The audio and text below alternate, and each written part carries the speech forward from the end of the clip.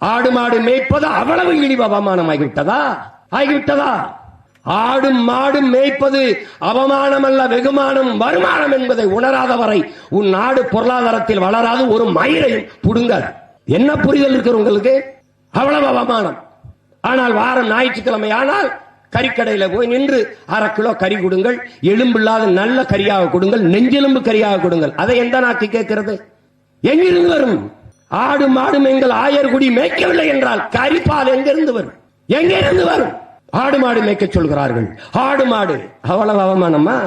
முல்லை நில தலைவன், ஆயர்குல தலைவன், முல்லை நில இறைவன் மாயோன் திருமாலும் பெருமாளும் கண்ணன் மேய்த்தது ஆடு மாடுகள். எங்களை கண்ணன், இறைவன் கண்ணன், பரமாத்மா கண்ணன் மேய்த்திருக்கிறார் எங்களை. இறை தூதர் நபிகள் நாயகம் மேய்த்திருக்கிறார் எங்களை. இறைமகன் இயேசுபிரான் மேய்த்திருக்கிறார் ஆடு மாடுகள் எங்களை. அப்படி என்றால் நீங்கள் ஆடு மாடுகளாகிய எங்களை கேவலப்படுத்துகிறீர்களா? பகவான் கிருஷ்ணரை அவமானப்படுத்துகிறீர்களா? அல்லது நபிகள் நாயகத்தை அவமானப்படுத்துகிறீர்களா? அல்லது இயேசுபிரானை அவமானப்படுத்துகிறீர்களா?